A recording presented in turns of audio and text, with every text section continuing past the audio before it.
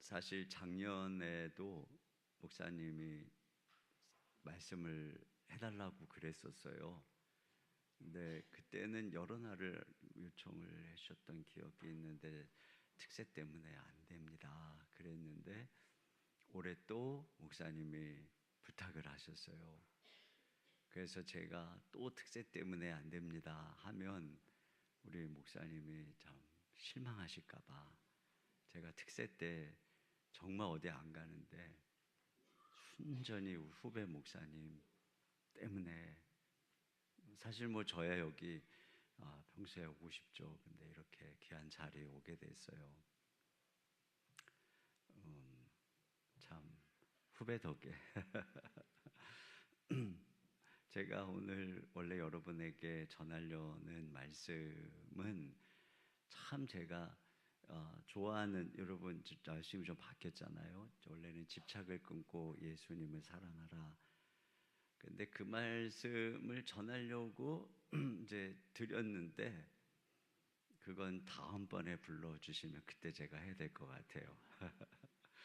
마음속에 이제 연초고 또 이제 새롭게 시작하기 때문에 마음속에 기도에 대한 좀 말씀을 나눴으면 좋겠다, 이런 마음을 주님이 주셔서 제가 여러분과 함께 좀 그런 말씀을 나누고 싶고요.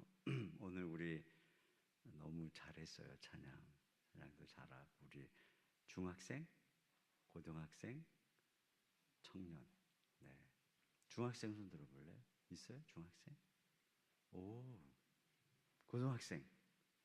네, 청년. 네, 오늘 여러분들 너무 잘 오셨어요.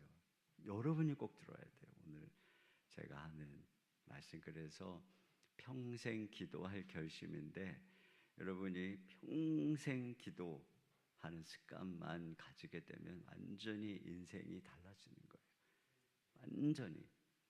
우리 게임할 때 뭐 아이템 하나 탁 장착하면 완전 성능이, 그런 것처럼 기도의 아이템을 딱 장착하면 완전 인생이 달라지는 거니까 오늘 그 비결을 알려드릴 테니까 여러분 앞에 앉았으니까 너무 잘 됐네요. 잘 들으시고.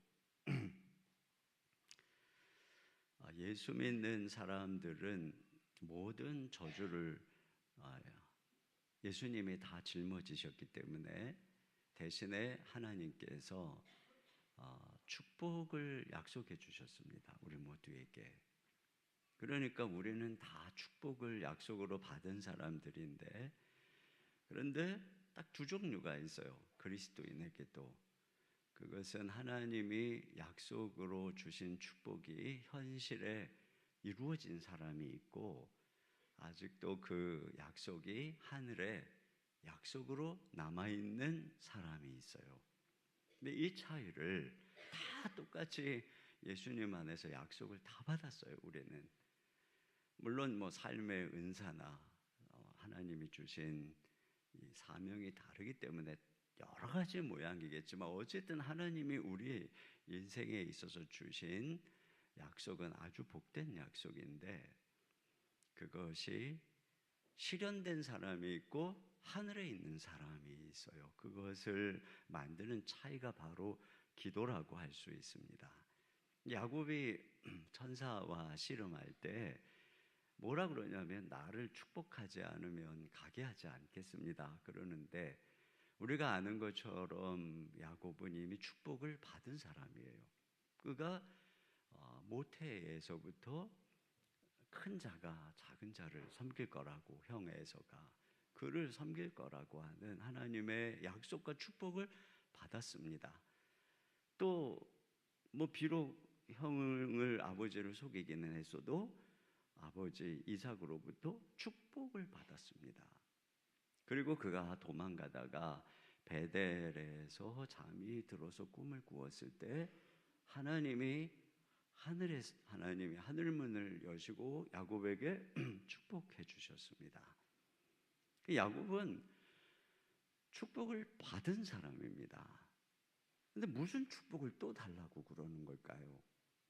결국 이 기도는 하나님께서 내게 주신 축복이 지금 내 삶에 이루어지게 해 주십시오라고 하는 기도라고 할 수가 있어요. 왜냐하면 현실이 반대니까.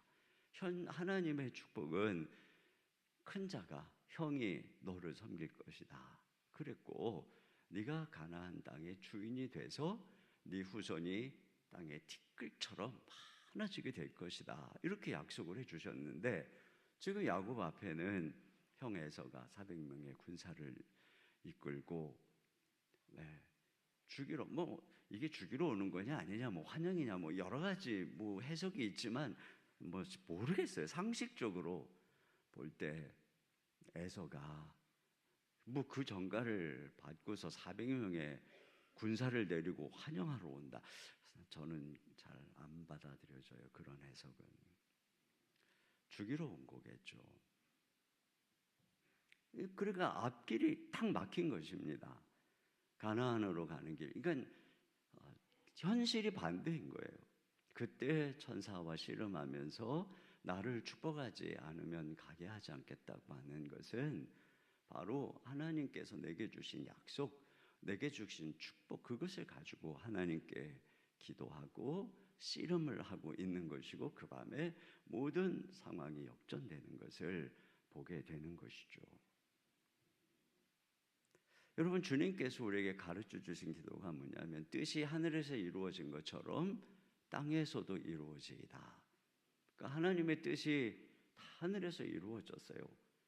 그런데 그것이 땅에서 이루어지도록 기도하라는 것입니다.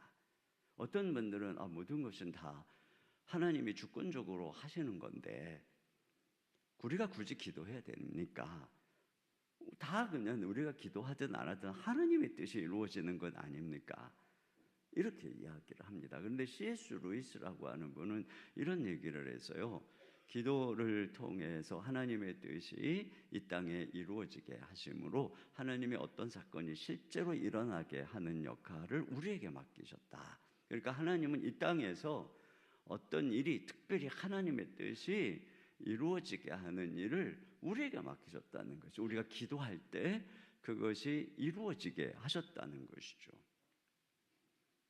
여러분, 오늘 본문에 그것을 잘 보여주는데, 이게 아사 왕이 됐어요. 근데 왕이 돼서 딱 한 가지 정책을 펼치는데, 그게 뭐냐면 이 백성들로 하여금 여호와만 찾고 구하게 하겠다, 이런 정책을 펼친 것이죠. 그래서 여기 4절에도 보면은 유다 사람을 명하여 그 조상들의 하나님 여호와를 찾게 하며, 찾게 했어요. 여호와를 어떻게 우리가 여호와를 찾습니까? 예배하고 찬양하고 기도하고. 또 7절에도 보면 아사가 일찍 유다 사람에게 이르되 우리가 우리 하나님 여호와를 찾았으므로, 이렇게 되어 있어요. 그래서 모든 백성들이 여호와 하나님을 찾았습니다. 하나님만 의지하고 하나님께만 기도를 한 것이죠. 그랬더니 무슨 일이 일어났다고 오늘 본문이 기록을 하냐면은 1절부터 7절 사이에 이제 나중에 여러분이 보시면은 평안이라고 하는 단어가 5번이 나옵니다. 하나님이 평안을 주셨다는 거예요. 그래서 아사 5년부터 아사 왕 15년까지 10년 동안 평안했다는 것입니다. 그러니까 평안했다는 것은 전쟁이 없었다는 것이죠. 평안했다는 것은 내란도 없었다는 것이고, 정쟁도 없었다는 것이고, 가뭄이나 전염병이나 이런 것도 없었다는 것입니다. 그러니까 10년 동안 하나님이 여호와만 찾은 이 아사에게 태평성대를 허락해 주신 것이고, 그 결과 이 아사가 성도 짓고 망대도 짓고 58만 명의 군사를 양성했다, 이렇게 되어 있습니다. 누구나 다 왕이 되면 부국 강병을 꿈꾸고 정말 멋진 뭔가를 해보고자 하잖아요. 그러나 그게 마음대로 안 되거든요. 갑자기 경제적인 한파가 오기도 하고, 가뭄이 오기도 하고, 재난이 오기도 하고. 그러는데 아사가 백성들과 함께 여호와 하나님만 찾았더니 하나님께서 아사에게 10년 동안 아무런 어려움도 없이 그가 하고자 하는 일들을 마음껏 할 수 있는 평안을 주셨다는 것입니다. 저는 제가 신학교를 다니던 시절에 폐결핵이 걸리고 후유증으로 불면증과 합병증으로 아주 극심한 고통의 시간을 보냈습니다. 근데 그 당시에 저희 부모님은 믿지 않는 상태이셨어요.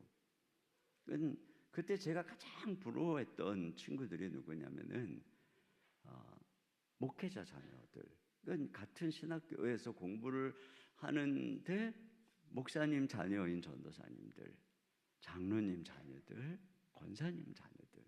그러니까 매일 새벽에 예배당에 와서 자녀를 위해서 기도하는 그 부모를 둔 그 친구들이 제일 부러웠어요. 그 왜 그러냐면 제가 옆에서 봐도 저는 어느 날 이렇게 체포를 새벽에 기도하는데 문득 그런 생각이 들었어요. 지금 나를 위해서 기도하는 사람이 있을까? 머릿속으로 생각해봐도 모르겠어요. 누군가를 하나님이 기도하는 사람을 붙여주셨는지는 모르겠지만 그때 제 기억에는 한 명도 없었어요. 어머님도 교회 안 나가고 계셨고 아버지도 안 나가고 계셨고 저를 위해서 늘 기도하던 할머니는 돌아가셨고 그리고 과연 나를 위해서 누가 기도할까? 그러니까는 저는 매일 뭔가 힘이 드는 거예요. 사실 다른 누구보다 부모님이 핍박하고 반대하는데도 목숨을 걸고 신학교를 오고 할 정도니까 제가 얼마나 주님을 뜨겁게 사랑했겠어요. 제가 얼마나 개인적으로 열심히 몸부림치면서 기도를 했겠습니까? 그런데 계속 아픈 거예요. 마치 운동선수가 운동장에 가서 몸 풀다가 허리 삐끗하고 한 5분 뛰고 햄스트링이 고장이 나갖고 벤치에 앉아 있게 되는 것처럼 저는 뭘 하려고 그러면 늘 그랬어요. 그런데 제가 옆에서 보면 내 친구들은 말이에요. 나처럼 열심히 기도하는 것 같지도 않은데 물론 기도를 안 한다는 건 아니에요. 그랬는데 별일이 없는 거예요. 평안하게 그 친구들이 하나님의 어떤 계획 속에서 그 길들을 가고 오늘도 제가 그 친구 중에 한 친구를 만났어요. 교수님인데 제가 쫙 보면 그 부모님이 장로님이시거든요. 장로님 권사님이시거든요.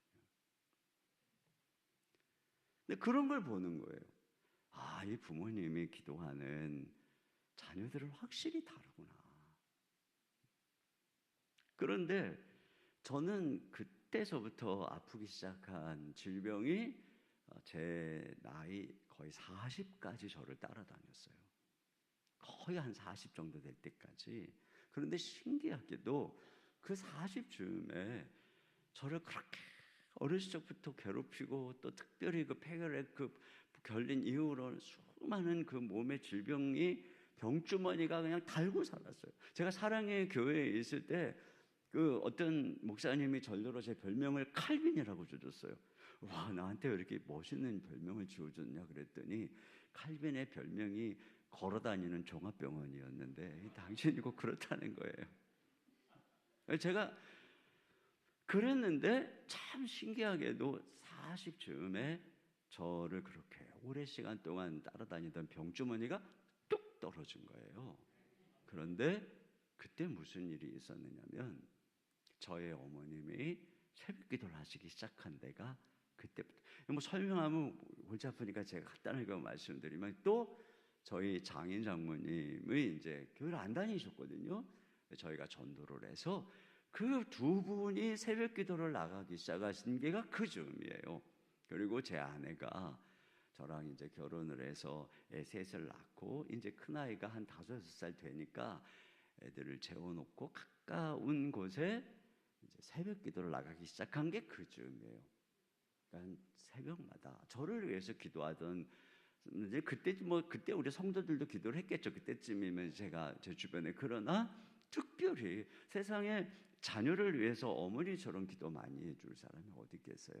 장모님처럼 사위를 위해서 기도해주고 또 아니 아내처럼 남편을 위해서 기도해 줄 분이 세상에 어디 있겠어요. 근데 이런 일이 제 삶에 꼭 그것 때문이다. 뭐 제가 그렇게 말할 수는 없어요. 뭐 하나님께 가봐야 되겠죠. 어쨌든 그 즈음이에요.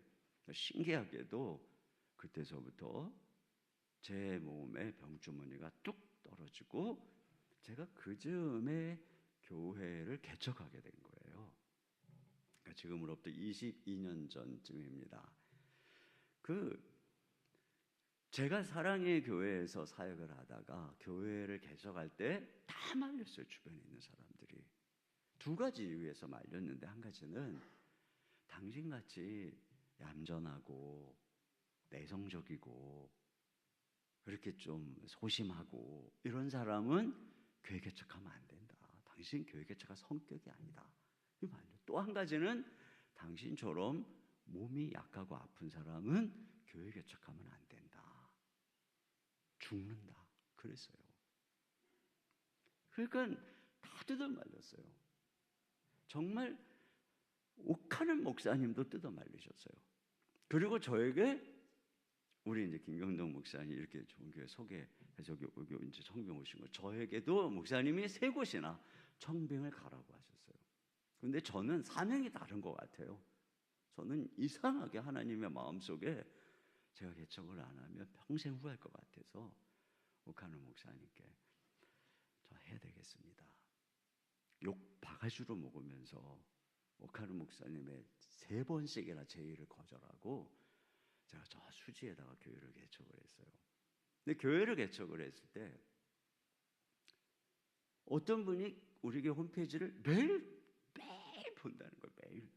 그렇게 관심이 많나 그랬더니 목사님이 병원에 입원했다는 소식이 들릴 때가 됐는데 그게 걱정이 돼가지고 매일 홈페이지를 와서 들여다봤다는 거예요. 왜냐면 제가 막 툭하면 예전에 아파가지고 병원에 가서 눕고 막 기도해달라고 이런 일이 막 태반이었거든요. 근데 진짜 놀라운 일은 지난 22년 동안 한 번도 병원에 입원을 안 했다는 거예요. 개척을 하고 설교를 몇 배를 하고 밤에 늦게까지 신방하고 그리고 새벽 예배 준비해가지고 새벽에 와서 저는 새벽 예배를 드릴 때도 그냥 창백하게, 지금도 제 목소리가 큰 게 아니지만 아주 그때는 너무 힘들어갖고 창백한 얼굴로 이 쓰러질까봐 막 이 강당 꽉 붙잡고 기만한 목소리로 설교를 했어요. 그래도 하여튼 쓰러지지는 않고 지금까지 하나님의 은혜로 이제 온 것이죠. 한 번은 서울에 이제 저쪽에 강서 쪽에 있는 한 교회에서 이제 열심히 순장으로 섬기고 하시던 분이 이제 수지 쪽으로 남편 때문에 이사를 와가지고 저희 교회에 등록을 했다가 한 3년쯤 됐나요? 제자훈련에 들어왔어요. 그러면서 이제 자기가 처음 왔을 때 얘기를 하더라고요. 자기가 처음에 왔을 때 하나님은 참 불공평하다 이런 생각을 했다는 거예요. 왜요? 그랬더니 자기가 이전에 섬기던 교회 목사님 너무 훌륭하고 그 말은 저보다 훌륭하다고 그런 뉘앙스로 들리게 얘기를 하더라고요. 좀 더 남아 이렇게 느낀 거지만 또 그 목사님이 설교도 잘하시고 아주 훌륭한데 또 제자 훈련도 하고 있고 지금 저희 더 사랑이가 하고 있는 거 다 하고 있는데 목사님이 힘드셨다는 거예요. 몸도 아프시고 또 교회가 막 성장할 만하면은 이런 문제도 생기고 저런 문제도 생기고. 그런데 자기가 여기로 와서 그때 막 한참 막 개척해갖고 으쌰으쌰하고 막 그럴 때였는데 한 3년을 이제 지난 거죠. 보니까 교회가 계속 성장을 하더라는 것이에요. 그러니까 하나님께 자기는 그 목사님 그 교회를 사랑하는 마음이 있는 거죠. 멀리 이사를 왔지만 참 하나님 불공평하시다. 섭섭한 마음이 있었다는 거예요. 그랬는데 자기가 3년을 지나면서 이유를 알았대요. 그래서 제가 이유가 뭐냐 물었더니 기도의 차이가 있었다는 거예요. 그래서 어떻게 차이가 있냐고 그러니까 자기가 새벽에 와보니까 아니 어떻게 이렇게 많은 사람들이 새벽에 오는지 모르겠다고. 그것도 남자들이 말이죠. 중직들이, 두 번째로는 자기가 중보기도를 들어가서 보니까 중보기도실 2개가 있는데 거기에 새벽기도 끝나고 밤 늦게까지 11시까지 릴레이로 기도가 끝나지를 않고 계속 하더라는 거죠. 또 자기가 주일 중보기도를 들어갔더니 그 기도실에, 그 좁은 기도실에 20-30명이 여기 저 모니터를 보면서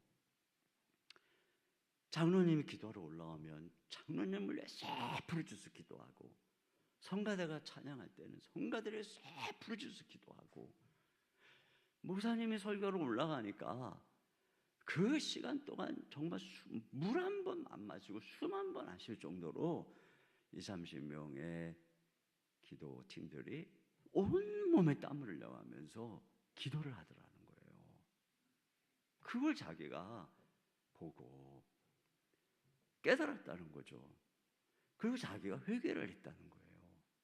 자기가 이전에 목사님이 힘든 걸 알면서도 내가 이 교인들처럼 기도를 했나? 근데 이 교회 교인들은 저 이인호 목사 약하다고 이렇게 열심히 모든 시간에 릴레이로 기도하고 예배 시간에 기도하고 이걸 봤다는 거예요. 그래서 제가 정말 집사님 말대로 제가 목회를 하는 것은 성도들이 저를 위해서 기도하기 때문입니다. 그래서 중보기도의 행렬을 개척 때부터 해서 지금 22년 동안 코로나 기간에도 계속 성도들이 기도를 하니까, 그러니까 그 은혜로. 그래서 제가 가끔 우리 신방하는 목사님 중에서 이런 얘기를 이제 해줘요. 어떤 분이 그런다는 거예요. 이 교회가 이제 이렇게 막 성장하고 이제 큰 교회여서 목사님이 얼마나 훌륭한가 하고 와서 보러 왔는데, 뭐 목사님이 무슨 카리스마가 대단한 것도 아니고 목소리가 큰 것도 아니고, 근데 저런 목사님이 어떻게 이렇게 교회를 부흥시켰는지 모르겠다고 뭐 그런 얘기를 하더라는 거예요. 그래서 제가 그 얘기를 듣고 혼자 생각을 해봤어요. 진짜 생각을 해보니까 그분 말이 일리가 있는 거예요. 그래서 왜 그럴까 하고 제가 생각을 했더니, 여러분 제가 이렇게 목소리가 작아도 이 마이크를 통해서 여러분에게 목소리가 증폭돼 가잖아요. 근데 저는 사실 능력이 요만한 사람인데 우리 성도들이 계속 20년 동안 그 중보기도 행렬에 그냥 거의 우리 교회에 열심히 있는 분들은 다 참여를 하고, 또 그 끝난 분들은 또 기도 특공대로 참여를 해가지고 교회를 위해서 기도를 하니까, 예배 전부터 기도를 하니까요. 제가 볼 때 여기도 기도를 많이 하는 것 같아요. 분위기가 벌써 은혜 분위기가 쫙 있는데 우리 교회가 딱 이래요. 네. 그래가지고 예배 전부터요, 제가 진짜 많이 듣는 얘기가 뭐냐면, 저 예배당 문을 딱 들어오는 순간 눈물이 쫙 나는, 아마 여기도 그럴 것 같아요.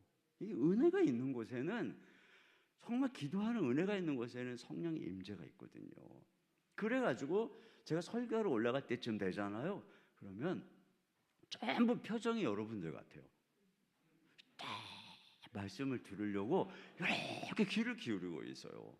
그러니까 제가 설교를 조그맣게 해도 다 듣고, 그리고 성령 뒤에서 막 기도를 하니까 성령께서 사람들에게는 이 마이크를 막 증폭해서 펑펑 들리듯이 심령을 깨우는 말씀으로 들리는가 봐요. 그러니까 막 울고 은혜를 받고 이런 일이 이제 벌어지는 것이죠. 이것이라고 저는 생각하는 것이에요. 여러분, 이렇게 아사가 10년 동안 이제 하나님만 찾았더니, 하나님만 찾았더니 10년 동안 평안을 주셨다 그랬잖아요. 근데 이제 10년이 지나니까 이제 뒤에 보면은 구스가 100만 대군을 이끌고 쳐들어옵니다. 처음으로 아사에게 위기가 왔는데, 평소에 하나님을 찾는 사람은 위기 때도 하나님을 찾습니다. 그러니까 하나님을 찾으면 하나님은 언제나 우리에게 응답하시는 분이신 것을 우리가 성경을 통해서 알 수가 있어요. 그래서 이 대성을 거두고 돌아옵니다. 그가 이제 대성을 거두고 돌아올 때 선지자가 나타나서 이 아사에게 또 뭐라 그러냐면은 너희가 여호와를 찾는 일에는 상급이 있다, 이런 이야기를 합니다. 그러니까 이 아사가 그 말에 다시 격려를 받아서 야, 우리가 여호와를 더 열심히 찾아야 되겠다. 이제부터 여호와를 찾지 않고 우상을 섬기는 자는 그냥 죽어 마땅하다. 이러면서 모두가 다 여호와만 찾자고 다시 한번 더 철저한 개혁과 더 철저히 하나님만 찾고 하나님께만 기도하기로 결심을 합니다.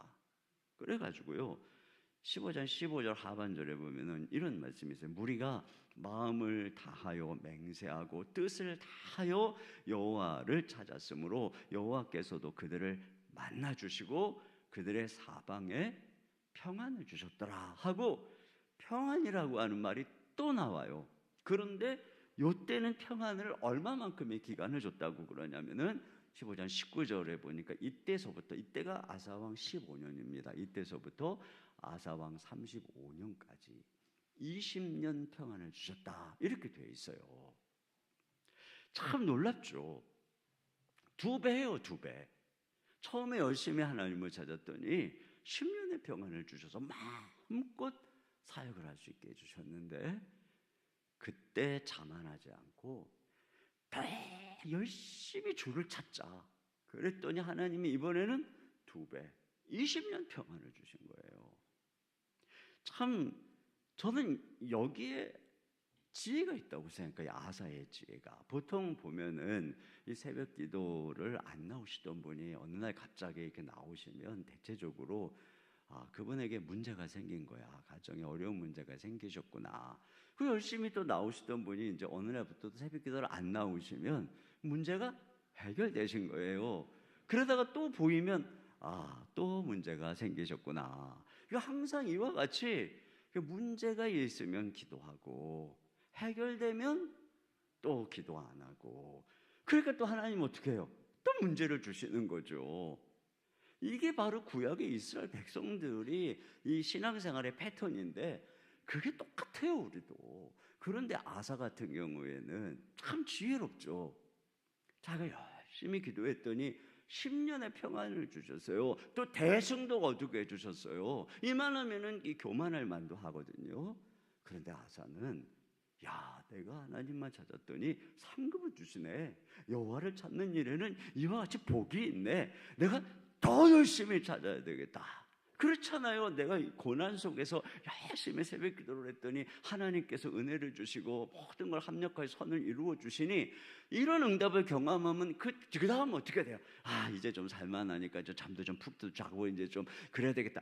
이것이 아니라 내가 더 열심히 주를 찾아야 되겠다. 이게 지혜로운 거거든요. 요래야 되는 것이에요. 여러분, 다니엘 같은 경우에도 그 하루 3번 기도하는데, 그 기도하면 사자굴에 들어간다고 해도 그가 기도를 하잖아요. 그때 다니엘의 나이가 80세가 넘을 때예요. 그러면 10대에 포로로 끌려와가지고 거의 지금 70년 가까이를 다니엘은 매일 그렇게 기도를 했다는 얘기입니다. 특별히 이때는 이제 바벨론 포로에서 풀려날 때가 가까웠다는 것을 마음에 두고 금식을 하면서 그 백성을 위해서 전심으로 기도할 때죠. 그러니까 이 다니엘의 이 사역 동안에, 그 긴 시간 동안에 느부갓네살 왕이었잖아요. 그러다 그 아들 벨샤살이 왕이 바뀌어요.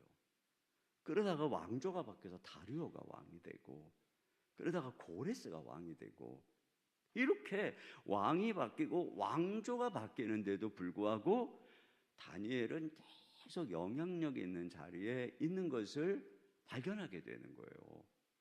그렇지 않아요? 다니엘은 계속 이걸 보면 정말 물론 모양은 다를 수 있어요.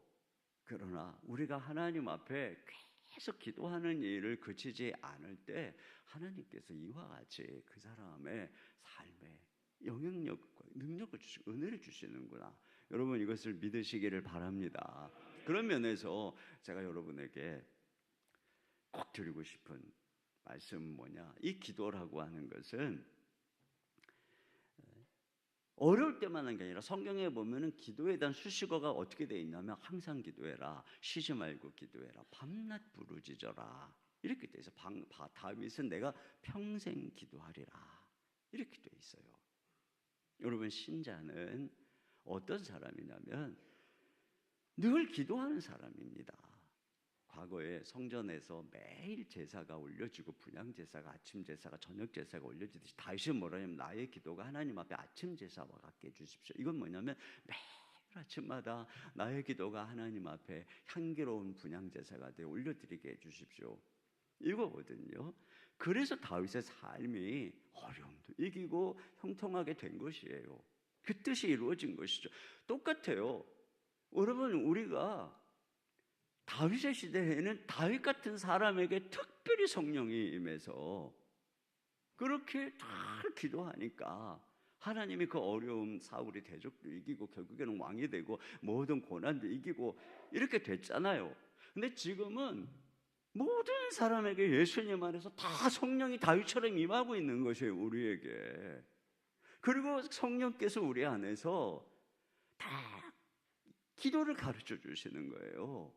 그러니까 우리가 성령 안에서 무시로 깨어서 항상 하나님께 기도할 수 있는 그런 존재가 됐다는 거예요. 이것이 바로 이 그리스도인 됨의 특별한 점이거든요. 그러니까 우리가 매일 아침에 깨어서도 길을 가면서도 힘들 때나 기쁠 때나 언제나 우리 마음의 안에서 우리에게 기도를 말할 수 없는 탄식으로 기도를 가르쳐 주시는 성령님의 인도하심 속에서 우리가 매일 우리에게는 어떤 존재냐, 우리 안에 성령이 거하시니까 우리가 살아 걸어다니는 성전이거든요. 근데 여기서부터 늘 하나님께 기도의 분향이 언제나 주님께 올려드리는 그런 존재인 거예요. 그러면 주님께서는 우리의 기도를 들으시고 우리의 삶 속에 모든 삶이 다윗과 같이 우리를 도와주시기도 하시고 길을 열어주시기도 하시고 모든 것을 합력해서 선을 이루어주시기도 하고 이런 일이 일어나는 거예요. 이런 일이 어떻게 일어나요? 기도를 통해서 말이죠. 야곱도 거기서 이 사닥다리로 천사가 오르락 내리락 하듯이 이게 신자의 모습인 거예요. 근데 불이 꺼졌다, 전혀 아무 분향도 올라가지 않는다, 그러면 신자의 삶은 믿지 않는 사람하고 똑같아요. 싸늘한 것이죠. 그런 면에서 중요한 것은 매일 기도하는 습관. 그래서 제가 이 시간에 말씀드리고 싶은 것은 지속적인 기도의 습관을 만드는 게 중요해요. 요 얘기를 꼭 들으셔야 돼요. 요 세 가지를 제가 말씀을 드릴 것입니다. 그럼 어떻게 하면은 지속적으로 기도를 할 수 있는가? 제가 세 가지를 알려드릴게요. 이게 중요해요. 지금부터 잘 들어야 돼요. 먼저 간 분은 진짜 너무 안타까워요. 이걸 못 들어서. 꼭 이걸 들어야 돼요. 첫째, 뭐냐면 기도 제목을 작성하라는 것입니다. 기도 제목을. 여러분, 저는 어려서부터 염려가 많은 사람이에요. 부모님이 맨날 다투셔가지고 3일에 한 번씩 싸우셔가지고 3일에 한 번씩 하늘이 무너지는 이런, 어릴 때부터 몸도 약하고 집도 가난하고 그러다 보니까 항상 저는 근심 염려가 많았어요. 예수님 믿고 나서도 매일 근심 염려가 많고 교회를 개척하고 나서도 항상 근심 염려가 많았어요. 근데 제가 그 근심 염려를 해결하는 첫 번째 방법이 뭐냐? 기도 수첩에다가 내 마음속에 근심거리, 염려거리를 다 옮겨 적는 것입니다. 제 마음속에 어떤 근심이 있다, 그러면 기도 수첩에다가 옮겨 적습니다. 내 마음속에 어떤 어려운 문제가 있다, 옮겨 적습니다. 어떤 꼭 이루어야 되는 기도 제목이 있다, 다 옮겨 적습니다. 저는 기도 수첩에다가 대학 때부터 다 옮겨 적고 지금은 여기다가 저는 주로 삼성 노트를 좀 자주 쓰고요. 물론 이제 제 기도 제목 노트는 원노트에 써가지고 참 좋은 게 뭐냐면 이런 데다가 쓰면은 새벽에 불을 꺼도 잘 보인다는 거예요. 핸드폰에 다 기도 제목이 보여요. 근데 이렇게 기도 제목을 쓰고 기도를 할 때 제가 깨닫는 게 있어요. 그게 뭐냐면 계속 기도 제목을 써놓고 기도를 하다 보니까 하나님께서 내 기도를 다 듣고 계시는구나. 이걸 제가 깨닫는 거예요. 어떤 때는요, 제가 무슨 생각이 드냐면, 하나님, 내가 그렇게 대단한 사람이에요? 아니, 어떻게 이렇게 내 기도를 다 들어주시나요? 정말 주님 너무 정말 놀라우시네요. 이런 고백을 할 정도로 하나님께서 내 기도를 다 듣는다는 것을 깨닫습니다. 근데 이것이 저만 그런 게 아니고 여러분의 기도도 다 듣고 계시는 거예요. 그런데 우리가 기도 제목을 안 쓰고 그냥 생각나는 대로 막 기도하고 기도한 거 잊어버리고, 그러니까 주님이 내게 응답을 주셔도 내가 잊어버릴 때가 있는 것이에요. 그래서 첫째가 중요한 게 뭐냐면 지금부터 기도 제목을 꼭 쓰세요. 저는 예전에 그때는 뭐 이런 전자수첩 이런 거 쓸 때가 아니죠. 항상 여기다가 대학 때 기도 수첩을 요 포켓에 늘 갖고 다녔어요. 그래서 버스를 타고 가다가도 그냥 가면은 시간이 아깝죠. 기도하면 들어주신다 그랬는데 탁 그리고 버스 안에서 영어 단어장 외우듯이 중얼중얼 하나님 아버지, 우리 어머니 예수 믿게 해주세요. 우리 아버지 예수 믿게 해주세요. 주님, 저 마이마이 허락해 주세요. 주님, 마이마이 아세요? 그 당시 우리 때는 있어요. 그 카세트 마이마이 다 들어주세요. 하나님의 그 기도를. 그러면 지우고 또 쓰고 지우고 또 쓰고 말이죠. 너무 즐거운 거예요. 그런 일들이. 두 번째는 뭐냐? 이게 중요합니다. 이게 진짜 중요한 것인데 소리를 내어서 기도하라는 것입니다. 목소리를 내서 기도하라는 것이에요. 시편 77편 1절 말씀을 우리 같이 한번 읽어보겠습니다. 시작. 내가 내 음성으로 하나님께 부르짖으리니 내 음성으로 하나님께 부르짖으면 내게 귀를 기울이시리로다. 네, 여기 보니까 뭐라고 하죠? 내 음성으로 이렇게 돼 있잖아요. 내 음성으로. 그러면 하나님이 귀를 기울여 주신다는 겁니다. 제가 언젠가 침묵 기도를 가르치려고 성경을 열심히 찾았어요. 하도 이제 뭐 침묵 기도 뭐 이런 거 이제 얘기를 해서 나도 한번 기도 강의라면서 침묵 기도를 가르쳐 봐야 되겠다 하고 열심히 성경을 찾는데 여호와를 묵상하고 그분의 행사를 잠잠히 기다리고 이런 것들은 많이 나와요. 말씀을 이렇게 조용히 묵상 이런 건 많이 나오는 찾을 수가 있어요. 그런데 내가 마음의 어떤 소원과 아픔과 이런 문제를 침묵으로 기도했다, 속으로 기도해라 이런 말은 하나도 안 나와요. 그냥 한나가 이제 뭐 이렇게 막 그거 갖다가 이렇게 알아들을 수 없는 그 웅얼거리는 걸 이런 정도지, 대부분 제가 기도를 찾은 것은 뭐냐면 거의 99% 뭐라고 성경이 되어 있냐면은 부르짖어라 이렇게 되어 있어요. 제가 깜짝 놀랐어요. 성경이 우리가 하나님께 어떤 소원을 아뢰거나 어떤 문제를 아뢰거나 우리의 어떤 어려움과 고통 속에서 하나님께 기도할 때 어떻게 하라고 되어 있느냐? 대부분이 내 음성으로 목소리를 내서 할 수 있으면 부르짖어서 간절하게 이렇게 기도하라. 그러니까 핵심은 뭐냐? 내 음성으로 기도하라 이렇게 돼 있어요. 여러분, 그래서 저는 이 말씀을 깨닫고 나서부터는 제가 기도할 때 반드시 제 목소리로 하나님을 부릅니다. 그리고 제 기도 제목을 제 목소리로 하나님께 아뢰요. 그러면 정말 신기한 게 뭐냐면요, 제가 이 코로나 기간 3년 동안에 정말 특별히 경험한 것인데, 제 서재에 와가지고 저는 뭐 아침부터 말씀 묵상하는 거 너무너무 좋아요. 1시간, 2시간을 해도 말씀 묵상하는 시간이 이렇게 짧을 수밖에 너무너무 주님과 교제하고 그러는데도 제가 이 막 쓰고 그러는 거 잘하는데 목소리를 내서 그 아침 시간에 주님께 이렇게 기도하고 이런 것이 힘들더라고요. 근데 그때 그걸 깨닫고 나서 특별히 그전에도 뭐 하긴 했지만 특별히 하루도 안 빼고 제가 목소리를 들려드려야 되겠다 이 생각을 한 거예요. 내가 새벽에 열심히 묵상하고 생각만 하지 말고 내 목소리를 들려드려야 되겠다. 그래서 새벽에 서재에서 말씀 묵상하다가 기도 시간이 딱 되면 제가 반드시 목소리를 내서 하나님 아버지 하고 부르잖아요. 그러면 신기하게도요, 하나님이 제 옆에 딱 와 계시는 임재가 느껴지는 거예요. 아니 그 전에 말씀을 묵상하고 주님을 막 묵상 이럴 때도 제 마음에 성령이 임재하신 거죠. 그러니까 제가 말씀도 깨닫고 그러고 있잖아요.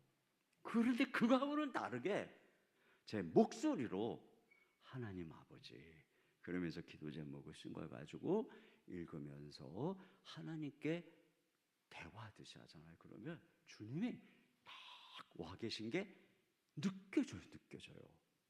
와, 그걸 제가 거의 하루도 안 빼고 느꼈어요. 그것도 언제? 목소리로 하나님 아버지하고 부를 때.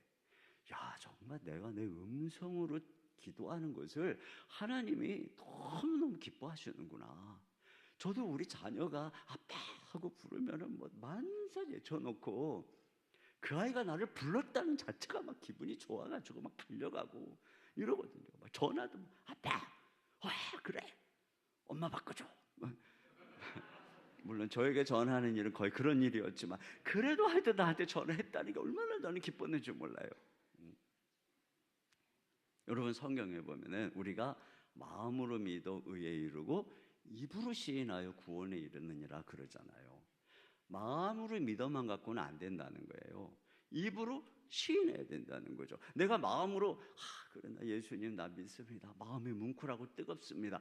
이것만 갖고 안 되고 입으로 네가 예수를 믿는다는 것을 시인하는 게 손해가 오고 얼음이 와도 네가 입으로 예수님 내 구주입니다. 저는 예수님 믿습니다. 이렇게 시인할 때 그 구원이 온전히 이루어진다는 것이에요. 이게 중요한 거예요. 이게 믿음이에요. 여러분 우리가 마음으로 아무리 막 눈물이 나고 말이죠. 뭐 그냥 아무리 예배할 때만 이래도 믿음은 뭐냐? 여러분의 입술로 예수님, 저는 예수님 나의 주님이십니다. 예수님, 저는 당신이 나의 왕이시고 나의 하나님이십니다. 나의 이렇게 고백할 때, 이럴 때 이게 내가 믿음이 이제 드디어 믿음을 화합하는 거 드디어 그걸 통해서 말이죠. 그게 중요한 것이죠. 그런 면에서 나의 인격적인 행동의 첫 출발이 말이에요. 말이 중요한 것입니다. 주님은 그걸 받아들이는 거예요. 생각이 아니라 말. 그래서 연인도 그렇잖아요. 여러분 연인도 서로 막 썸 타요. 썸 타. 어르신들 알지 뭐예요? 썸 타는 거야. 애들끼리 서로 막 하여튼 뭐 그냥 썸 타고 있어 좋아하는 거야. 그런데 끝까지 말을 안 해. 고백을. 그럼 어떻게 되겠어요? 여러분 갑순이하고 어르신들 갑순이하고 갑돌이하고 서로 엄청 사랑해. 둘이 서로 둘뿐이었어요 마음에. 근데 만나기만 하면은 안 그런 척했단 말이죠. 그 안 그런 척 하다가 어느 날 갑순이가 화가 났잖아요. 상대가 나 안 좋아하는가 보다. 시집 가버려야 되겠다. 이거 시집 갔어요. 시집 간 날 첫날 밤에 달 보고 울었어요. 왜 고백을 안 해가지고. 그러니까 갑돌이도 화가 나갖고 장가를 갔어요. 장가 간 날 첫날 밤에 달 보고. 왜 이런 비극이 일어났을까요? 서로 좋아하는데 말을 안 한 것이죠. 말을. 이게 중요한 것이에요.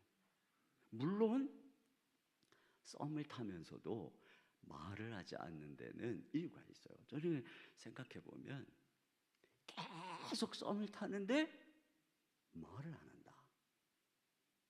그건 아직도 재고 있다는 거예요. 아직도. 이 사람한테 말하면 저 자매가 더 좋아 보이는데 이게 재고 있는 거예요. 그런 사람들은 여러분 우리가 주님께도 똑같은 거예요.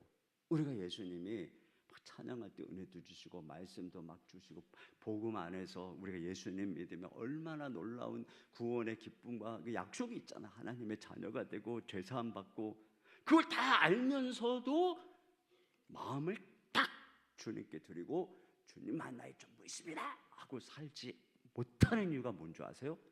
마음으로 그렇긴 한데 그래도 세상이 좋은데 그래도 세상 이게 두 마음이다. 두 마음 안 되는 거예요. 두 마음을 품으면은 안 되는 거예요. 이게 딱 정해야 되는 거예요. 중요한 건 어쨌든 말하는 것입니다. 그래서 기도할 때 그래서 저도요. 제가 그래서 생각을 해봤어요. 제가 주님을 처음 만날 때, 제가 20살에 예수님을 만났거든요. 뭐 어려서부터도 이제 저희 할머니 따라서 교회를 다녔지만 인격적으로 만난 것은 20살 때였어요. 근데 제가 그 당시에 하늘산 기도원이라고 하는 곳이 있습니다. 이 어르신들은 좀 아실 거예요. 그때만 해도 하늘산 기도원이라는 곳은 이천성 목사님이라고 깡패 두목하시다가 회심을 해갖고 예수를 믿어서 부를 받아가지고 그분이 하늘산에 기도원을 세우고 거기서 부흥회를 하는데 이분은 이 다리 하나가 없어요. 그래갖고 고무다리를 끼우고 그리고 막 찬양하고 집회하면 막 여기서 막 피가 나면은 하시다가 막 피도 닦고 그 설교도 하고 목숨 걸고 그러다 보니까 은혜 받고 물론 설교의 절반은 욕이었어요. 그 당시에 이렇게 이제 그런 하늘산 기도원 제가 거기를 간 거예요. 물론 저는 그 당시에 거기 갈 믿음이 없었어요. 저는 전혀 기도에 대해서 누가 막 형제 자매들이 기도 얘기하고 그러면 안 됐죠. 그거 다 우연이에요. 그게 그렇게 뭐 이런 식으로 얘기를 하던 상황이었거든요. 근데 제가 갔어요. 간 이유는 청년부의 형제 자매들이 간다고 하는데 거기에 이쁜 자매들이 간다는 거예요. 그래서 가자고 그래도 절더러. 그래서 제가 간 거죠. 하나님은 여러 가지 방법을 쓰시는 것 같아요. 어쨌든 갔어요. 제가 가가지고 기도를 하는데 집회를 참석을 했는데 그 이천성 목사님이라고 하신 분이 막 설교를 하시고 나서 다 같이 주여 삼창하시고 기도하겠습니다 하면서 사람들이 그냥 그 수천 명이 그 큰 강당에 꽉 찼어요. 주여 주여 주여 이렇게 하는데 이게 그냥 이러고 1시간 그 이해가 돼. 그 분위기가 그 목소리로 1시간 제가 그걸 딱 보고 저는 주의를 안 했죠. 당연히 딱 하고 이게 무슨 광신도 집단이란 말인가 그러고서 제가 진짜 충격을 받았어요. 와, 물론 이전 교회에서 좀 보기는 했어도 그리고 이제 끝났어요. 저는 이제 구경만 하고 근데 끝나고 났는데 그 당시에 집회가 하루 4번이나 있는 거예요. 그래서 그 다음에 또 들어가야 되는데 하나님 준 생각인 것 같아요.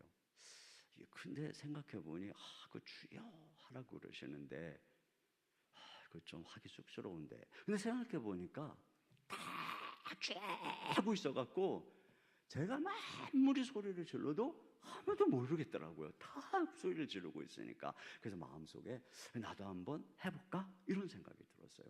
그래서 제가 그런 마음을 먹었죠. 그리고 설교를 할 때 무슨 설교 했는지 생각도 안 나요. 정말 하나도 생각도 안 나요. 근데 지금도 벌써 이제 40년 전 일이니까 하나도 생각 안 나는데 그 시간만 기다린 거예요. 빨리 주여 삼창 해라. 그래가지고 아니나 다를까 주여 삼창 시간이 왔어요. 다 같이 주여 삼창하고 기도하겠습니다. 주여 주여 그러는데 저도 마음속에 나도 한번 해볼까? 이런 마음을. 제가 처음으로 진짜 예수 믿고 처음으로 내 목소리를 크게 내갖고 주여 한 거예요. 근데 무슨 일을 하는 줄 아세요? 주여 하고 부르는데 내 인생의 하늘이 열렸어요.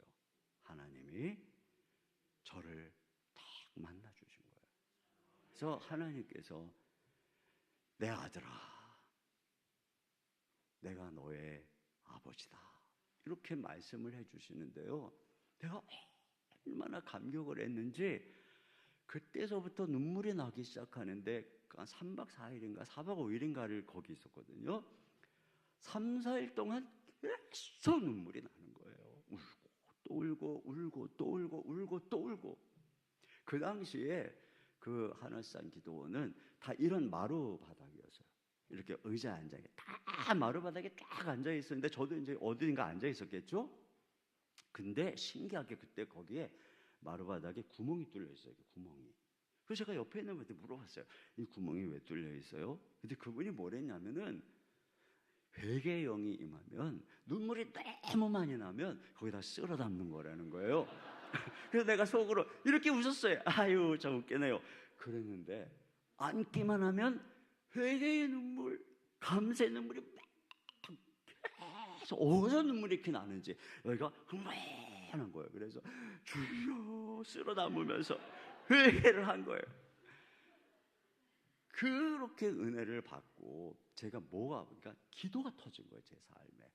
그때서부터 제 인생이 달라진 거죠. 저는 진짜 어렸을 때 너무 집이 가난하고 우리 집이 제일 가난했어요. 저희 어머니와 아버지는 저를 20살에 낳으셨어요. 그러니까 그분들은 19살부터 연애를 하신 거예요. 두 분이 동갑이신데. 그래가지고 그러니까 아니 20살에 아이를 낳았으니 뭐가 준비가 되셨겠어요? 맨날 싸우셨어요. 그러니까 저는 어렸을 때 가난하죠. 또 제가 또 병약하고 어렸을 때 그랬어요. 부모님 맨날 싸우고 제가 학교에 가면 맨날 생각만 하는 거예요. 공상에 사로잡히는 거예요. 늘 부모님 싸우니까. 그리고 저 나를 사랑하는 할머니는 자꾸 아파서 이제 언제 돌아가실지 모르고 인생이 뭔가 근데 이런 생각하고 그때 제가 주로 했던 생각이 뭐냐면 수업을 하고 있는데 어떤 분이 탁 교실 문을 열고 들어온 거예요. 근데 보니까 대기업 회장님인데 여기 이노란 아이 있느냐? 내 잃어버린 아들이라고 이런 공상을 맨날 제가 하고 있는 거예요. 수업 시간에. 네? 그러니까 제가 수업에 선생님이 무슨 얘기를 했는지 알 수가 없어요. 공상을 하느라고. 그러니까 공부를 못할 수밖에 없는 거예요. 그런데 제 나이 20살에 그게 그 공상이 이루어진 거예요. 하늘에 계신 하 회장님께서 네가 내 아들이다 이렇게 말씀을 해주시는데 얼마나 감격하는지요. 정말 세상이 다 달라 보였어요. 모든 게 아름답고 인생이 완전히 달라졌어요. 그래갖고 제가 은혜를 받아가지고 새벽 기도를 매일 나가본 거예요. 뭐 이제 잠시였지만 하여튼 뭐 오래는 아니었지만 매일 새벽 기도를 나가서 열심히 기도하고 막 철야 예배도 매일 나오고 그러던 어느 날 저녁 예배였는데 내가 이제 그렇게 막 은혜 받고 한 달이나 됐을까요? 근데 저녁 예배 때 이렇게 이제 근데 거의 조그만 교회였어요. 근데 저녁 예배 때 이제 기도 담당 집사님이 가끔 안 나오세요. 그러면 목사님이 이렇게 보고서 기도를 시켜야 되겠는데 안 나왔어. 그럼 누굴 시킬까? 찬송을 부르면서 이렇게 보시거든요. 이렇게. 근데 다 알아요. 벌써 목사님이 기도시키지 않잖아. 다 고개 숙이고 전부 다. 근데 저는 은혜 받아갖고 앞에 앉아갖고 고개를 빳빳하게 들고 목사님 쳐다보고 있었거든. 나는 왜 목사님 왜 이러는지도 모르고 딱 이러고 있었더니 목사님이 찬송 3, 4절 부르고 이인호 선생이 기도하겠습니다. 세상에 예수님 만난 지 한 달 된 아이에게 예배 대표 기도를 하라는 거예요. 20살 때. 우와. 저는 진짜 앞에 깜깜했어요. 그 짧은 찬송하는 동안에 막 기도하면서 주여 뭐라고 기도해야 됩니까? 막 이러고서 딱 기도 시간이 됐는데 제가 기도 딱 시작하고서부터 끝날 때까지 기도를 딱 저희 손도 안 쉬고 기도를 쫙 지금도 뭐라고 했는지는 생각은 안 나지만 내가 생각할 때 진짜 잘한 거예요. 너무 많이 하면 일사천리를 쫙 끝냈어요. 나중에 놀랐어요. 아니 내가 어떻게 기도를 할 수 있지? 이 기도가 내가 하는 게 아니었구나. 그 다음부터 청년부에 소문이 났어요. 무슨 소문이 났냐면 이인호 제2단이다 이런 소문이 난 거예요. 제가 왜냐면 한 달 전까지만 해도 뺀들거리는 거 알았는데 기도를 저렇게 잘하는 거 보니까 제 가장하고 들어온 2단이다 이런 소문이 나죠. 완전히 바뀐 거예요. 그리고 제가 그렇게 하나님께 기도하기 시작하면서 인생이 달라진 거예요. 근데 저는 너무 힘드니까 예배당 그 당시에 그 2층에 상가 2층에 바닥 차가워요. 그냥 방석 깔고 앉아요. 근데 학교 수업 끝나고 집에 한 정거장 더 가면 집, 한 정거장 전에 내리면 교회. 근데 매일 정말 마음에 갈등이 있었지만 한 정거장 전에 내려서 예배당을 가면 아무도 없어요. 그러면 키가 한쪽 구석에 있는 키를 열고 예배당 안에 들어가서 혼자서 방석을 깔고 앉아서 하나님께 부르짖어서 기도를 하면 그 시간이 지금도 얼마나 행복한지, 하나님이 그때 제가 부르짖고 기도한 기도를 다 들어주셨고 내 인생에 하나님이 내 목소리를 다 들어주셨구나, 이거를 제가 경험하는 거예요. 지금도 그래서 저는 제 목소리를 부스러니 하나님께 아뢰드려요. 이거 중요한 것입니다. 여러분, 진짜 중요해요. 여러분이 엄마 아빠 부르면 엄마 아빠 달려오는 것처럼 하늘에 계신 하나님 아버지를 불러야 돼요. 진짜 이거 중요한 것입니다. 그러니까 조용히 기도하지 마시고 이렇게 졸지 마시고 자, 여기 시편 116편 1절 2절 다 같이 한번 읽어보겠습니다. 시작. 여호와께서 내 음성과 내 간구를 들으심으로 내가 그를 사랑하는도다. 그의 귀를 내게 기울이셨으므로 내가 평생에 기도하리로다. 그리고 이제 아멘. 세 번째는 뭐냐면 매일 기도하는 것입니다. 매일 기도하라. 이게 중요한 것이에요. 그러니까 그래서 저는 여러분이 매일 기도하기 위해서 하루에 30분씩 기도해라, 1시간씩 기도해라 이렇게 말씀드리고 싶지 않고 하루에 5분씩 매일 기도해라 이렇게 말씀드리고 싶어요. 여러분 기도 제목을 쓰세요. 그리고 목소리를 내서 기도 제목을 읽으세요. 근데 그거를 5분만 읽어도요 상당히 여러분의 중요한 기도 제목들은 매일같이 아뢰 수 있어요.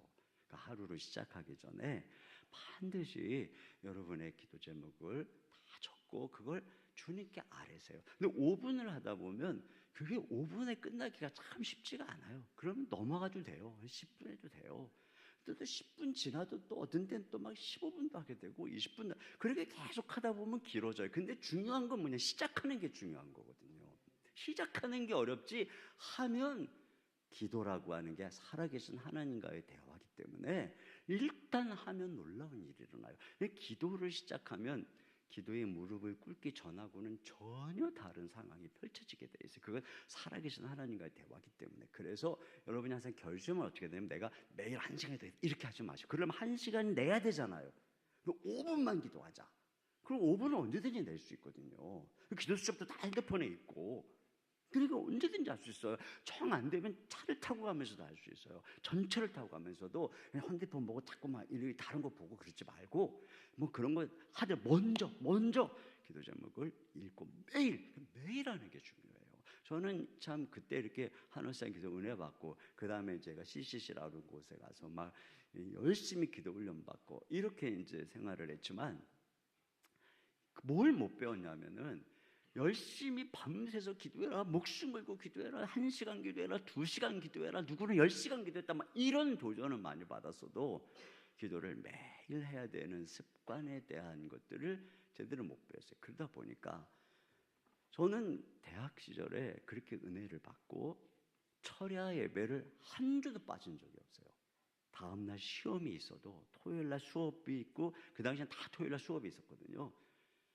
시험이 있어도 한 번도 철야 예배를 빠진 적이 없어요. 그 당시에 철야 예배는 밤 11시쯤 시작해서 새벽 5시까지, 새벽 예배 5시에 끝나야 끝나는 거였어요. 꼭 빡세는 철야 기도를 한 번도 빠진 적이 없어요. 그 철야 기도를 하는 동안에 계속 부르짖어서 기도를 하는 거예요. 근데 제가 워낙에 몸이 약했어요. 그러니까 무슨 일이 벌어지냐면 하루 밤새 기도하고 그 다음 날부터 알아눕는 거예요. 이게 이제 제가, 여러분 이 비행기가 여러분 기도도 이 어쩌다 한번 하는 거하고 매일 하는 게 쉬운 거예요. 비행기도요, 처음에 이륙할 때 그냥 온 엔진을 다 동원해 갖고 쫙 이륙을 하면은 한 1만 미터 상공쯤 올라가면 이제 기류를 타고 엔진을 최소화해도 이게 가라앉지 않고 쫙 가게 돼 있어요. 기도도 그렇거든요. 기도도 쭉 하고 그 다음부터 5분, 10분이라도 매일 같이 하잖아요. 그러면 절대 은혜가 꺼지지 않아요. 성령의 불이 꺼지질 않아요. 그러면 기도가 쉬워지는 거야. 그냥 기도를 매일 하잖아요. 그러면 기도가 쉬워요. 늘 주님과 함께하게 되는 거예요. 이게 기도인 거예요. 그런데 저는 그때 쭉 하고 이러고 했어요. 온 힘을 다해서. 그리고 이제 알아놓으니까 착륙. 그 다음 주에 또 쭉 착륙. 그 기도할 때마다 쭉. 좀 이랬던 거죠. 물론 그럴 때 그렇게 기도하고 또 제가 뭐 아침에 도서관에 일찍 가서 큐티하고 이랬기 때문에 제가 늘 주의 은혜 가운데 있기는 했어요. 그렇지만 이런 어떤 늘 그렇게 말로 하나님 앞에 쫙 기도하는 이 습관이 철저히 몸에 젊을 때 배지를 않았던 거예요. 그게 늘 아쉬웠어요. 그래서 제가 여기 특히 젊은이들에게 말씀드리고 싶은 게 바로 그런 거예요. 이 기도를 그렇게 해서 매일같이 기도하는 것, 이것이 너무나도 중요한 일이에요. 그러면 이렇게 지속적으로 기도할 때 유익만 잠깐 말씀을 드리면 이게 시간이 첫째로는 뭐냐면은 매일 기도할 때 염려에서 벗어나서 오늘이라고 하는 하루에 집중을 할 수 있겠다는 건 이게 중요한 것입니다. 그러니까 여러분 우리가 어제는 지나갔어요. 내일은 아직 오지 않았어요. 우리에게는 오늘뿐이죠. 우리에게는 이 황금과 소금과 지금이라고 하는 세 가지 금이 있다고 그러죠. 근데 지금이 제일 중요한 거예요. 황금보다 지금. 그런데 지금이 오늘이 모아져서 미래가 결정이 되는 것이기 때문에 마귀는 언제나 내일도 아니에요. 어제도 아니에요. 오늘을 공격하는 것이고 지금을 공격하는 것이에요. 근데 어떻게 공격합니까? 염려, 근심으로 우리가 이 자리에 앉아서도 하나님의 말씀을 듣기보다 내일 걱정, 무슨 걱정 이렇게 해서 지금에 집중하지 못하게 하는 거거든요. 그래서 우리의 미래를 파괴하는 거예요. 그런데 여러분이 아침에 일어나자마자 내가 하나님께 모든 근심 염려거리를 내 목소리로 다 아뢰잖아요. 그러면 성경에 베드로전서 5장 7절에 보면은 너희 염려를 다 주께 맡기라. 이는 그가 너희를 돌보심이라. 우리가 맡기면 주님이 돌보신다는 것이죠. 그 맡겨야 돼요. 그러니까 맡기는 행위를 해야 돼요. 그러면 돌보신다는 걸 믿을 수 있어요. 그래서 저는 아침에 어떤 문제든지 제 목소리로 하나님께 또박 정확하게 아뢰요. 물론 성령께서 기도하시게 하는 것 따라 기도도 하지만 아뢰요. 그리고서 하루를 시작하잖아요. 그러면은 시간이 이렇게 낮쯤 가다가 보면은 그 걱정거리가 스물스물 마음속에 이렇게 부담으로 와요. 그럴 때가 있잖아요. 근데 저는 그때 무슨 생각하냐면 요거 내가 아침에 하나님 아버지께 내 목소리로 분명히 아랬어. 하나님이 이 문제를 맡으셨어. 주님이 해결해 주실 거야. 나는 이거 주님께 맡기고 걱정하지 않고 지금 이 순간을 믿음으로 살 거야. 이렇게 생각하고 염려를 주님께 맡기고 믿음으로 그날 하루하루 살아가는 거예요. 이게 너무 우리에게 중요한 것입니다. 제가 우리 교회에 코로나 한참 그 사건이 있을 즈음에 아직 채 끝나지도 않았는데 저희 교회의 큰 빌딩을 다음 세대와 또 여러 가지 사역을 위해서 이 코로나 때문에 이제 그 지역에 그 법조타운인데 거기에 이제 나온 거예요. 근데 우리가 생각한 것보다 이제 규모가 2배나 되는 상당히 사자니 너무 큰 부담이 돼서 후회하고 안 사자니 참 이 기회를 놓치자니 아까워서 후회하고 이러다가 어쨌든 장로님들하고 고민 끝에 그걸 이제 사기로 하고 많은 빚을 졌어요. 그랬는데 놀랍게도 그걸 계약한 다음 달부터 금리가 올라가기 시작하는 거예요. 여러분 중에도 돈 빌리신 분들 아마 몇 년 동안 엄청 고생 많이 하셨겠지만 금리가 계속 올라갔어요.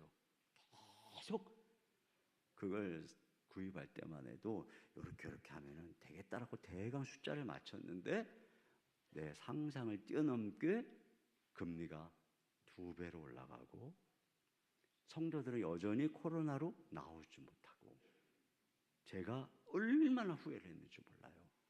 내가 미친 짓을 했구나. 이걸 왜 샀을까? 아침에 일어나면은 되게 식은땀이 나고, 금리가 올라간다 소식을 들으면 뒷골이 막 땡기고, 내가 왜 이랬을까? 머리를 젖뜯고 싶고, 마음이 불안하고 두렵고, 이런 순간순간들을 보내는 거죠. 근데 그러면 제가 제 방으로 가서 다 기도 제목을 적고 하나님께 엎드려서 제 목소리로 기도를 하는 거예요. 하나님, 이 문제 아시죠? 하나님, 저 이 상황 아시죠? 하나님, 저 금리 좀 내리게 해주세요. 매일 기도했는데 매일 올라가더라고요. 하여튼 계속. 근데 놀라운 게 뭐냐, 그렇게 제가 기도를 하다 보면 어느 순간에 주님이 내 곁에 딱 와 계시는 거예요. 근데 주님이 딱 와 계신 순간 내 마음속의 염려, 근심이 쫙 사라지는 거예요. 그러면 나는 벌떡 일어나서 오늘 하루를 주의 뜻대로 내가 해야 될 일들을 하는 거예요. 열심히 살죠. 근데 그게 딱 하루만 가요. 여러분, 광야에서 이스라엘 백성들에게 만나가 매일 하루치만 줬잖아요. 영적인 양식도 그래요. 그 다음날 일어나잖아요. 또다시 두려움이 막 몰려오고, 어제의 그 평안은 어디로 온가 싶고, 다시 뭐 여러 가지 세상 소식을 들으면 뒷골이 땡기고 머리를 젖뜯으면서 내가 미친 짓을 했습니다. 주님, 이거 어떻게 물릴 수도 없고 큰일 났습니다. 주님, 내가 이 나이에 왜 이랬을까요?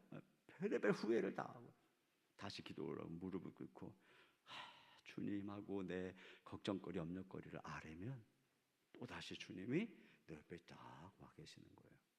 그런 마음의 평강이 오는 거예요. 그럼 또 하루를 힘있게 사는 거예요. 그렇게 3년을 살았어요. 놀라운 것은 그렇게 하루 살다 보니까 빚을 다 갚았을 10년 후의 미래가 현재에, 아직 상황은 어려워요. 근데 내가 주님을 믿음으로 염려하지 않고 하루하루 걸어가다 보니까 내 삶의 현재에 펼쳐지는 거예요. 그것들을 경험하게 되는 것이죠. 그 중요한 건 뭐냐? 우리가 염려와 걱정에 휩싸이지 않고 그걸 이겨야 되거든요. 여러분이 지금 어떤 염려가 있고 어떤 걱정이 있어도 그게 절대로 여러분을 넘어뜨리지 못하고 여러분을 쓰러뜨리지 못하는 줄로 믿습니다. 절대로 못 쓰러뜨려요. 문제는 우리가 그 염려를 주님께 맡겨버리고 오늘을 믿음으로 살아야 되는 거예요. 하루하루를 주의 뜻을 행하는 거예요. 그러면 멋진 미래가 우리에게 다가온단 말이죠. 뚜벅뚜벅뚜벅. 그 힘이 어디서부터 오는 것이냐? 매일매일 여러분의 목소리로 모든 기도의 제목을 하나님께 아뢰면서 기도하세요. 그럴 때 하나님이 놀라운 은혜를 주실 줄로 믿습니다. 또 여러분, 이렇게 매일 주님께 기도를 하잖아요. 그러면 하나님의 뜻을 받아들일 수 있게 돼요. 하나님의 뜻. 우리가 기도한다는 것은 내가 기도하면 다 내가 원하는 대로 된다, 그런 게 아니에요. 내가 기도하면 기도를 신뢰하는 게 아니라 기도를 들으시는 하나님을 신뢰하는 거예요.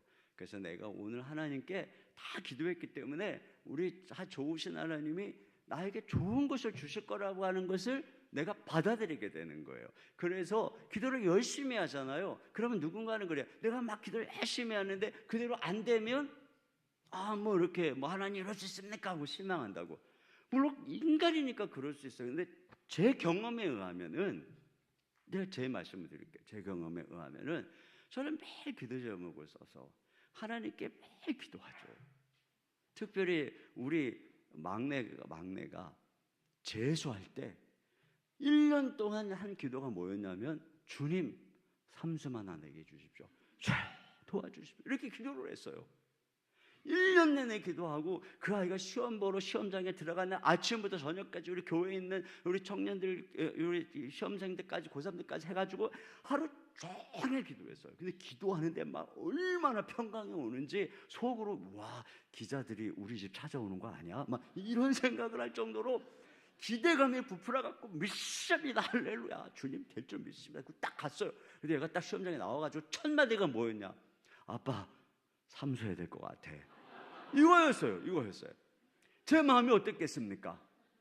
실망했겠습니까? 안 했겠습니까? 실망하죠. 저도 사람인데 어떻게 실망 안 하겠습니까? 그런데 실망했거든요. 그런데 내가 이렇게 기도를 했는데 주님 왜 얘가 삼수니까 이런 그 실망한 게 아니에요. 얘가 삼수를 하겠다 그것 때문에 실망한 거지. 그 순간 딱 이 생각이 들더라고요. 내가 얘를 위해서 1년을 기도했는데 삼수? 이게 응답이네? 이 생각이 딱 든 거예요. 진짜 놀랍지 않아요? 제 믿음이 응답이다. 응답이다. 이 생각을 딱 하고 제가 아내한테 그랬어요. 그날 저녁에 아내한테 여보 우리 막내가 언니한테 치이고 오빠한테 치이고 막내가 사랑을 못 받았잖아. 그래서 얘가 사실은 이 목사의 딸로 자라면서도 특별히 우리 막내가 제일 힘들어했어요. 가장 웃고 가장 편안한 아이였는데 모든 성도들에게 사랑을 받는 아이였는데도 불구하고 나중에 이제 고등부 때 보니까 막 애가 너무 상처가 많아서 우리가 얘 때문에 막 상담도 받으러 다니고 그랬던 상황이었어요. 그러니까 얘가 그런 마음 있는 것도 우리 늘 기도를 했는데 그 생각이 드는 거예요. 이 아이가 언니 오빠에게 사랑 못 받고 사랑의 젖을 못 먹었어. 하나님이 얘한테 사랑의 젖을 더 먹이라는 신호다 이거. 우리 삼수할 때 얘에게 온 힘을 다해서 그냥 기쁨으로 밀어주자. 그래서 얘가 삼수 학원을 등록할 때 우리는 스카이 명문대를 등록한 것처럼 기쁜 마음으로 팍 밀어주고 그랬어요. 그때 얘가 한 4월인가 5월달쯤에 그러더라고요. 아빠 신기해. 어떻게 이렇게 머리가 맑을 수 있지? 어떻게 이렇게 집중이 잘 될 수 있지? 그러는 거예요. 그리고 아이가 완전 물론 이제 아주 그때 시험도 잘 봤어요. 자기가 원하는 대학도 갔기도 했지만 그거보다도 중요한 것은 이 아이가 내면적으로 그 시간 동안에 완전히 바뀐 거예요. 그래서 저는 이런 거라고 생각해요. 저는 지금 이것뿐이 아니에요. 우리가 기도를 하는데 우리가 원하는 대로 되지 않을 때가 얼마나 많습니까? 근데 실망하지 않는 거예요. 왜요? 기도를 했으니까. 하나님이 이것도 응답이다. 노라는 것도 응답이거든요.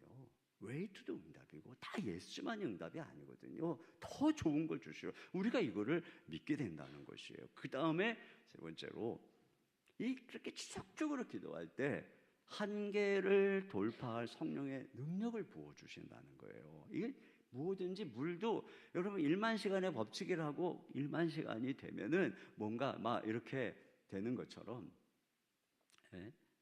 어떤 전문가의 경지에 눈이 열리는 것처럼 기도도 계속 기도를 할 때 임계점을 뛰어넘고 하나님이 특별한 은혜를 주실 때가 있어요. 여러분 제자들도 보세요. 그렇게 겁먹던 그들이 간절히 열흘 동안 기도하니까 성령이 임하시잖아요. 그러니까 성령이 임하니까 갑자기 베드로가 예수님을 잡아 죽인 도성 한가운데서 복음을 외치고 3,000명이 회개하고 안전뱅이를 고치고 막 복음을 전하니까 5,000명이 회개하고 그러니까 막 사람들이 막 불러다가 그 사내들인 공회에서 예수의 이름으로 말하지 말라고 막 협박하고 그때 핍박하고 그때 그들이 무슨 기도를 했느냐면은 사도행전 4장 29절 하반절부터 30절 다 같이 보겠습니다. 시작.